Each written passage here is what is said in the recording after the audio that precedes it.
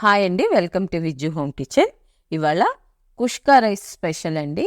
ఇది కొంచెం బగారా రైస్కి దగ్గరగా ఉంటుంది, కానీ టేస్ట్ అయితే పూర్తిగా డిఫరెంట్. దీన్నే ప్లెయిన్ బిర్యానీ అని కూడా అంటారు. టేస్ట్ అయితే సూపర్గా ఉంటుందండి. దీన్ని సింపుల్గా ఎలా తయారు చేసుకోవాలో చూపిస్తాను. ముందుగా స్టవ్ మీద బాండీ పెట్టుకొని అందులో 2 టేబుల్ స్పూన్స్ గీ, 2 టేబుల్ స్పూన్స్ ఆయిల్ వేసుకోండి.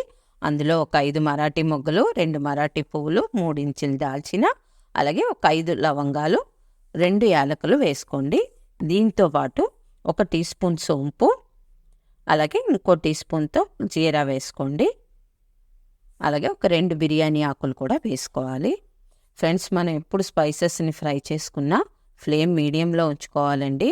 లేదా ఆయిల్ ఎక్కువ వేడైతే వేసిన వెంటనే మాడిపోవడం కానీ పేలిపోవడం కానీ అవుతుంది. కొంచెం జాగ్రత్తగా చూసుకోవాలి. ఇప్పుడు ఉల్లిపాయ ముక్కలు వేసాను కదండి, ఇది కూడా ఒక పెద్ద సైజు ఉల్లిపాయ ఇలా కొంచెం పెద్ద ముక్కలుగా కట్ చేసి వేసుకోవాలి. ఈ ఉల్లి కూడా పూర్తిగా మగ్గినాక ఫ్రెష్గా చేసుకున్న అల్లం వెల్లుల్లి పేస్ట్ 1 టేబుల్ స్పూన్ వేసుకోండి. ఇది కూడా ఆయిల్లో పచ్చివాసన లేకుండా పూర్తిగా వేగిపోవాలి. ఇలా వేగాక ఇందులో ఒక 2 పెద్ద టమాటాలని ఇలా చిన్న ముక్కలుగా కట్ చేసి వేసుకోండి. టమాటా కూడా ఆయిల్లో పూర్తిగా మగ్గిపోవాలండి. ఫ్రెండ్స్, ఈలోగా ఈ వీడియోకి ఒక లైక్ చేయండి ఫ్రెండ్స్. అలాగే కొత్తగా ఎవరైనా మన ఛానల్లోకి వచ్చి చూస్తున్నట్లయితే సబ్స్క్రైబ్ చేసుకొని చూడండి. మీరు సబ్స్క్రైబ్ చేయడం వల్ల ఈ వీడియో ఇంకొంచెం మందికి ప్రమోట్ అవుతుందండి. నాలాంటి చిన్న యూట్యూబర్కి హెల్ప్ అవుతుంది. తప్పకుండా సబ్స్క్రైబ్ చేసుకొని చూడండి. ఇప్పుడు ఇందులో టమాటా మగ్గాక సాల్ట్ 1 టీ స్పూను, కొంచెం పసుపు, 1 టేబుల్ స్పూన్ కారం వేసుకోండి. ఈ కారం నేను ఇంట్లో తయారు చేసుకున్న కారం అండి, అందుకే టేబుల్ స్పూన్ వేసాను. మీరు బయట కొట్టు మీద కొని తెచ్చుకునేదైతే కొంచెం తగ్గించి వేసుకోండి. అలాగే 1 teaspoon garam masala powder కూడా యాడ్ చేసుకోండి. ఇదంతా బాగా మిక్స్ అయ్యాక ఒక పూర్తి కప్పుతో కర్డ్ వేసుకోండి. ఇది ఇంచుమించు 150 ml వరకు ఉంటుంది. ఇది వేసుకొని మొత్తం అంతా కలిసేటట్టు కలుపుకోవాలి. ఇప్పుడు కూడా ఫ్లేమ్ మీడియంలోనే ఉంచుకోవాలండి.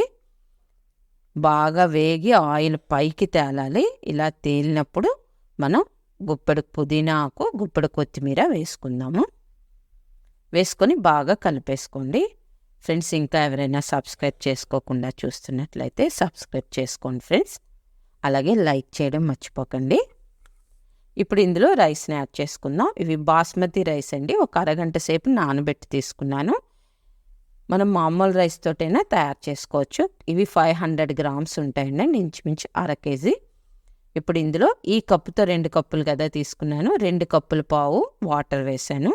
ఇంకొక పావు కప్పు తగ్గించానండి, ఎందుకంటే ఆల్రెడీ మనం పెరుగు, టమాటా ఇవన్నీ వేసాం కదా, అందుకు. ఇప్పుడు సాల్ట్ చూసి సాల్ట్ కూడా అడ్జస్ట్ చేసుకొని మొత్తం అంతా ఒక్కసారి కలుపుకొని మూత పెట్టి ఐ ఫ్లేమ్లో ఒక 8 నిమిషాల పాటు ఉంచండి. 5 నిమిషాల వరకు ఐ ఫ్లేమ్లో ఉంచండి. 5 నిమిషాల తర్వాత మూత తీసి మొత్తం అంతా ఒక్కసారి కలుపుకొని మళ్ళీ మూత పెట్టేసి సిమ్లో ఉంచుకొని ఇంకో 3 నిమిషాల పాటు మనం ఉడికించుకోవాలి. అంటే వీడియో క్లిప్ మిస్ అయిందండి. చూసారా, చక్కగా పొడిగా వచ్చింది.